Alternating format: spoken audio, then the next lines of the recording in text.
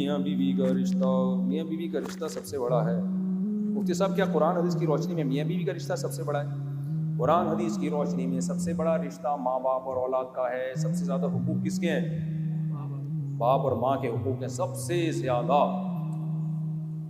अलबत्ता औरत के लिए शौहर का हक माँ बाप से ज़्यादा है। उसकी वजह यह है कि फैमिली सिस्टम को बचाने के लिए इस्लाम ने ऐसा किया, क्योंकि औरत अगर अपने अब्बा अम्मा के कहने पे चलेगी, शौहर की मुखालफत करेगी तो शौहर छोड़ देगा, इससे ख़ानदानी निज़ाम क्या हो जाएगा? बर्बाद हो जाएगा। तो एहसानात तो माँ बाप ही के ज़्यादा होते हैं, शौहर के भी बहुत ज़्यादा होते हैं। लेकिन जहाँ इताअत की बात आएगी ना, ऑर्डर की बात आएगी, तो औरत पर लाजिम है कि अगर उसके माँ बाप एक बात का हुक्म दे रहे हैं, शौहर उसके खिलाफ हुक्म दे रहे हैं, तो वो किसकी बात माने? शौहर की। क्योंकि इस्लाम एक दीन फितरत है ना, तो उसने फैमिली सिस्टम को बचाने की भी कोशिश की है। इसकी मिसाल ऐसे है जैसे माँ के एहसानात बहुत ज़्यादा होते हैं, 3 तकलीफ़ों में उसने जनाए, लेकिन जहाँ माँ और बाप की ऑर्डर में तजाद होगा तो शरीयत किसको कहती है? बाप के ऑर्डर पे चलो। घर का सरबरा कौन है? बाप। क्योंकि अगर बाप को आपने लिफ्ट कराना छोड़ दी, ऑर्डर मानना छोड़ दिया, तो फिर सारा सेटअप ही बर्बाद हो जाएगा। समझती हो कि नहीं समझते? तो वो उसकी अपनी रिस्पॉन्सिबिलिटी नहीं लेगा। फिर वो कहेगा कि यार जब मेरी चलती नहीं है तो जाओ, जो मर्जी करना है करो। जैसे कि हो रहा है आजकल, महंचू होता है किसी काम का नहीं है। लेकिन हकीकत ये है कि जो माँ बाप के एहसानात है ना, और माँ बाप का दिल दुखाने पे जो गुनाह मिलता है, चाहे औरत हो या मर्द हो, औरत ने शौहर की नाफरमानी की, गुनाह है उसमें। लेकिन माँ बाप की नाफरमानी की, वो नाफरमानी जो शौहर के अगेंस्ट नहीं जा रही। बाज़ हकाम माँ बाप के ऐसे होते हैं ना जिनमें शौहर भी राजी होते हैं, ठीक है भाई, उसमें अगर माँ की नाफरमानी करेगी तो गुनाह ज़्यादा होगा। ये बहुत मुक़द्दस रिश्ते अल्लाह ने बनाए हैं माँ और बाप के। भाई इन जैसा खुदा की कसम इस कायनात में कोई रिश्ता है नहीं। मैं अपने बच्चों को देखता हूँ यार, कैसे माँओं से चिमटे रहते हैं। एक कल रात क्या हुआ कि घर वालों को नहीं वॉशरूम जाना था, तो मेरी बच्ची ने रोना शुरू किया। मैं दूसरे कमरे में सो रहा था, रात हम लोग कहीं फिशिंग के लिए गए तो देर से आए ना, तो मेरी बच्ची की रोने की आवाज़ आई। 2 साल की बच्ची है, इतना रो रही है, इतना रो रही है। मैं उठ के गया, उसको मैंने चुप कराया, तो क्या उसकी माँ वॉशरूम में गई हुई है। इतनी देर की भी बच्चे से जुदाई बर्दाश्त, इतनी देर की भी नहीं। तो मैंने जब ये मंजर देखा ना, मैंने कहा, बच्ची रो रही थी, मैंने उसको चुप कराया। मैंने कहा मैं भी हूं ना, मैं अप्पा हूं।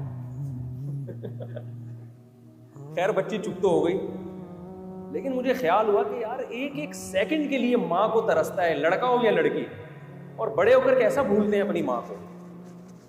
मैं आपको दिल से बताऊं, मैंने कल रात जब ये अपनी बच्ची का मंजर देखा, मैंने अपनी माँ के लिए बहुत दुआएं की। मुझे अपनी माँ याद आई कि हमारी माँ ने भी हमको ऐसे पाला। और ये 2-3 साल नहीं होता, सारी जिंदगी। जब हम बालिग हो जाते हैं, अपने पाँव पे खड़े हो जाते हैं, तो फिर माँ ज़्यादा लिफ्ट नहीं कराती। उसकी वजह ये कि उसको पता है बच्चे को ज़रूरत नहीं है। ज़रूरत हो तो फिर देखो, सबसे ज़्यादा जज्बाती वही होगी, सबसे ज़्यादा जज्बाती फिर माँ हो जाती है दोबारा। कोई भी नहीं होता जज्बाती ऐसा। तो बड़ा हक है यार माँ बाप का, खुदा की कसम बहुत बड़ा हक है। कैसे चिपके रहते हैं बच्चे माँओं के साथ। माएँ माँओं को तंग भी करते हैं, है भाई, बदमाशी भी करते हैं माँ के सामने। फिर माँ गुस्से में थप्पड़ लगाएगी तो चुप कराना भी किसकी जिम्मेदारी है? ये तो हम देख रहे होते हैं ना घरों में। जिन घरों में बच्चे नहीं है, साले उनकी तो कोई जिंदगी नहीं है, उनकी तो कोई जज्बात ही नहीं है। बच्चे तो हो ना, और हर साइज का बच्चा हो तो ये चीजें सीखता है आदमी। कुछ बच्चे बड़े हो जाते हैं, फिर आदमी भूल जाता है। हर वक्त मार्केट में एक नया बच्चा होना चाहिए। खुदा की कसम, बच्चे को देखकर जो खुदा की मारिफत पैदा होती है, मेरी राय है कि किसी और चीज से नहीं होती। अल्लाह ने ऐसा बनाया है ना बच्चे को अट्रैक्टिव, ऐसा अट्रैक्टिव बनाया है कि ये खुद खुदा के वजूद की एक बहुत बड़ी दलील है। तो ऐसे रो रहे होते हैं बच्चे, ऐसे रो रहे होते हैं माओ को याद करके। लड़के कैसे 3-3, 4-4, 5-5 साल की उम्र तक भी माओ से चिपके रहते हैं, अम्मा के बगैर। हमें अपना बचपन याद है, हम जब स्कूल से आते थे, आते ही घर में हमारी अम्मी अगर नहीं है ना, तो हमें गुस्सा आ जाता था, अम्मा कहाँ है। मैं कल 6ठी 7वीं में था मैं, कितना बड़ा घोड़ा हो जाता है आदमी 6ठी 7वीं में। घर में आते ही सबसे पहले हमें क्या चाहिए? अम्मा कहाँ है। पता चला जी अम्मा वहाँ गई हुई है, पड़ोसियों के यहाँ गई हुई है, उठा के बस्ते उठा के फेंकना शुरू किया। ऐसे में तो जूते उठा के फेंकता था। तो फिर हमें बताते थे भाई अब्बा हैं। अबे भाई अब्बा को साइड पे रखो यार, अम्मा चाहिए, खाना चाहिए, ये चाहिए, वो चाहिए, अम्मी किधर है? गुस्सा ऐसे जैसे बदमाशी यार, जैसे तुम इस घर के बाप हो। तो माए जब आप ज्यादा बदतमीजी करोगे तो फिर माए, हमारी अम्मा तो लगाती थी तबीयत से, हमने अल्हम्दुलिल्लाह फख्र से कहते हैं हमने मार खाई अपनी अम्मा से, चिमटे गरम गरम।